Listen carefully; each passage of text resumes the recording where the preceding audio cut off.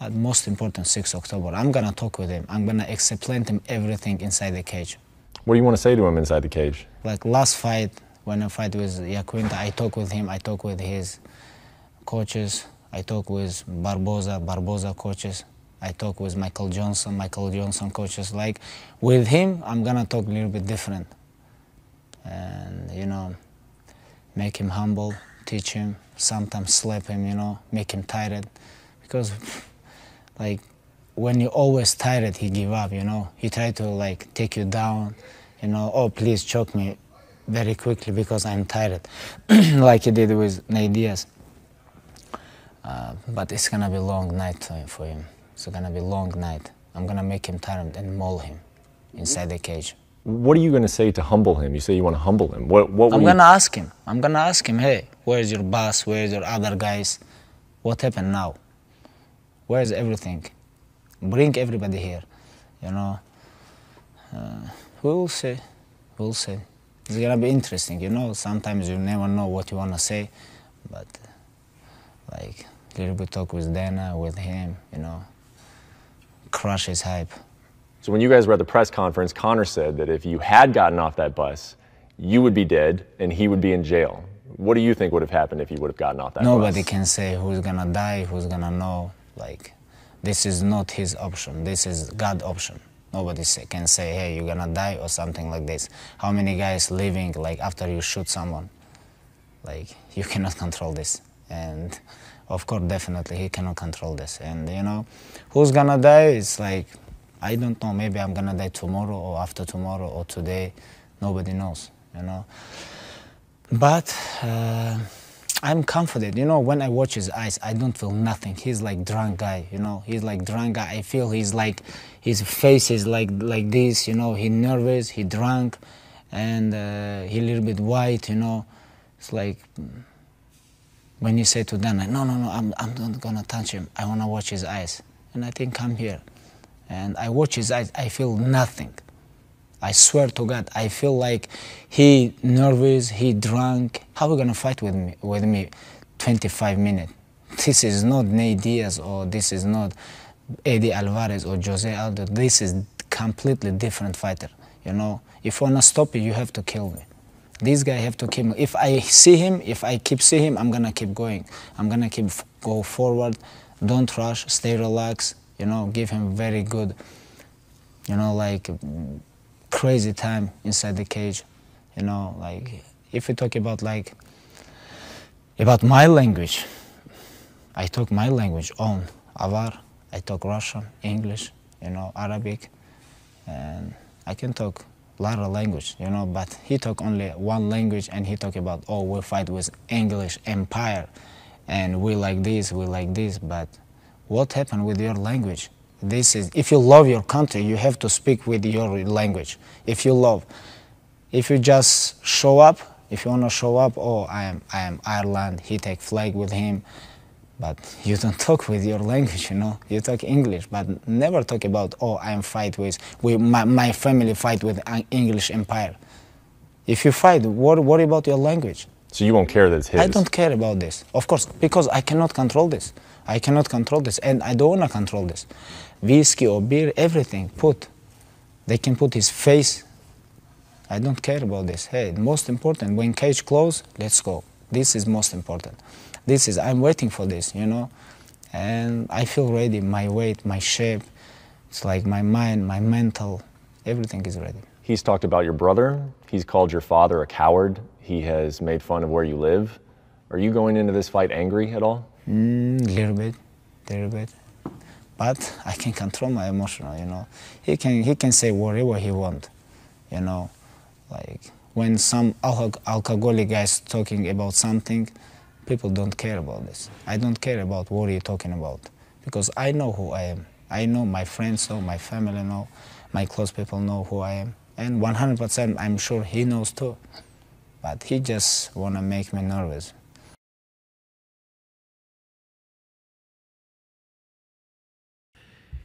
You know, that when Khabib does get a submission on, that could change a career. When he gets a Kimura on, All I know is if he gets a Kimura or something like that on Conor, which he said he's just going to keep beating him up and this and that, but he gets something on. That's what I would say to him in a press conference. I wouldn't go through that shit. If I was Khabib, I'd be like, look, man, you realize if I get a hold of your limbs, you better as quick as you are with your wit, you better be quick with your tap, because I will take your arm will be coming off. Your left arm, that's so your left hand, that power that's so dangerous, it'll never be the same. I'll take your arm out of the socket. Even in broken English, it'll sound worse. Yeah. So, not broken, he speaks good English, but with that accent, it'll sound better. But he's always said it's going to be a long night. But that is the truth, though. And that's how dangerous it is, Jimmy. I mean, Conor, I understand he's hyped up.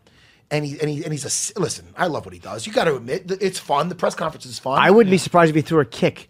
First thing, it wouldn't be surprised if he came out and does that thing he always does where he throws that roundhouse kick. Yep. It wouldn't surprise me if he tries to catch Khabib or just show him I'm not afraid, which of course he is afraid of being taken down. But he has to go out and do something different and interesting. Or maybe he won't. I mean, again, Conor might try to take him down. Conor, you don't know. He's not him. that. That's the thing. He's not that fucking crazy. No, he might go for a takedown and then get away from it. But I don't think he's going to try to fight on the ground. I don't even know if he was. I like when Raging Al did it. Oh man, Raging Al had there you go. Oh god.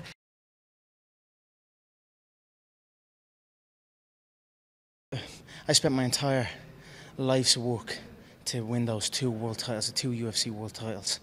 I set out a goal. I put everything, absolutely everything, sacrificed so much time. So I sacrificed so much to gain those world titles. And then as soon as I win the 2nd world title, I hadn't even been offered a featherweight contest. And the featherweight title was taken off of me and handed back to a man that I had a crazy history with. I traveled the world with, 2-year build-up. He ended up pulling out last minute, blah, blah, blah, blah, blah. When I ended up fighting him, knocked him out inside 13 seconds. And then I give him the belt back as soon as I walk outside the octagon in Madison Square Garden. And then, like, what, about a month or 2, the lightweight belt stripped from me also.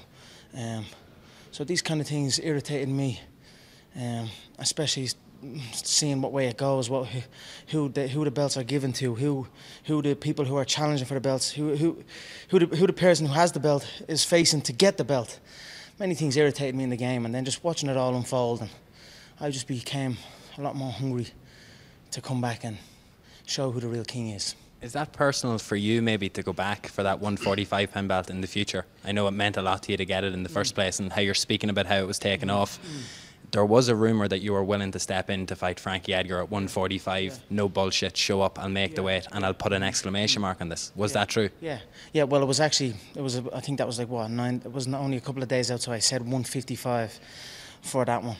But they refused me because they anticipated that I needed too much. It would have cost them too much money to have me show up with too little time to promote. However, I was willing to take a pay cut. I'm not in this for the money. I mean, of course, I'm not going to fight for less than my worth, but in those instances, I would have. I just wanted to get in and compete. Frankie was, he was supposed to fight Max, and I have a history with Frankie. We've been linked many times, so I thought it was going to be a perfect opportunity. They turned it down, assuming that it was going to cost too much. I would have been willing to take a pay cut. Then the Dos Anjos fight later on, Woodley pulled out, I believe, who was it? It was meant to happen in May 12th. It was an interim belt. It was an interim 170-pound belt in Rio de Janeiro, May 5th. I reached out again. I will take this contest, and let's not let the same error happen in the Frankie contest. Let's discuss. I'm willing to take a pay cut. I was willing to take even this one. Like this. Well, this one with the pay-per-view is going to be tasty. But I mean, I'm not here for the money. I wanted to compete those times. I missed the game back then, and that didn't happen. Obviously, the situation arose with this next opponent and my team, and it got a little bit more personal and a little bit more, just a lot more personal, to be honest. And that's it. And now here we are on this one. So, do you feel that what happened earlier on in the year was intentful to try and get you that fight? Do you think that Khabib, what had happened, was just to try and get your attention for a future fight in the year? Well, they've got it. So I want to Andrew until they fucking get it. So let's see. Here we are now. Let's see what the intention was. Let's see who backs up for us. Let's see who's still in here, in that cage, throwing shots. And let's see who really wants it. So I know I really want it, and I'm gonna go and take it. sometimes I'm a little confused, Andrew. What the fuck do people? What do they want? Do they want me here to fight, or do they want a comedy roast special? You know what I'm saying? That was the situation with this press conference, and they wanted the world tours and they wanted this and that, and I'm like, I'm a bit confused. What the fuck is are asking here? Because one minute it's like there's too much talk, there's not enough action, and there's not enough fighting, and then it's when it's fighting, then it's not enough talk. So, look, with all due respect to everyone, fuck everyone. I'm just here from my own self. This is something in me that I'm just itching to get in there and compete and do what I do best. I've already been mapping out what would I want to do next. I know there's Pettis and Ferguson is in the co-main. Like originally about a month or two ago, in preparation for this, or when that fight got announced as co-main, I was like, man, if Khabib bottles this fight, like he has bottled many fights before, if he bottles this one, I don't think I give a fuck about those other. No disrespect to those other two. I don't think I give a fuck about those other two. To step in and I think I would probably have just disappeared back into the shadows and got that man somewhere else outside of here. So, but now that I'm here and I'm back and I'm close, I think if he didn't show up, I think I would take a fight against either one of those. But I'm already mapping out what's next in my head. I know Dustin and Nate is competing. I know the 170-pound belt has also just been defended, and I know Tyrone, the current welterweight champion, is itching for that one. Like they all fucking are. I know George is in there test cutting to 155, and I know everyone's around looking for it. So, man, I'm here and I'm ready. So let's see what happens. I've got my eye on everyone. 165 has been talked in the media quite a lot recently. Would you be interested at 165? Winner becomes the first person to hold 3 belts? If there's 2 things that would keep me away from this game, it's the intense media obligations and the weight cuts, and that's it. Right now, they always seem to come together at the same damn time. Right now, for instance, I mean, I've no problem talking to you on this is my company, but I mean, there's a lot of work involved in the media and a lot of different type of energy, and then of course factor that in when you're cutting weight. It's not enjoyable at all. The weight cuts are ruthless. I have gone through every single one of them throughout the years, and I've never released footage. I've seen Till released some footage, and it was an eye opener for people. And I mean, this is the game we're in. It's a horrible part of the business. And if I could correct or come in and help a situation like that, I believe I would like to come in and spearhead many more divisions in the game. So we can figure this whole situation out because it's not correct. You don't see it happening in other sports where there's weigh-ins involved. It shouldn't be like this in this game. We should be on top of this. I mean, look at this facility. We have everything we need here. We should be on top of the weight cut game also, or we should be on top of the weights. You know, like there should be many more weights to choose from. 155 to 170. It's too much of it's a 15-pound gap. Like even 10 pounds like if you. Boxing's every bloody 3 pounds or something. There's a fucking new division. So I mean, there's definitely space for more divisions, and something needs to be done where we can keep an eye on the way people are cutting weight and manage it and make the sport more enjoyable for the athletes actually competing. You'll get better fights for it.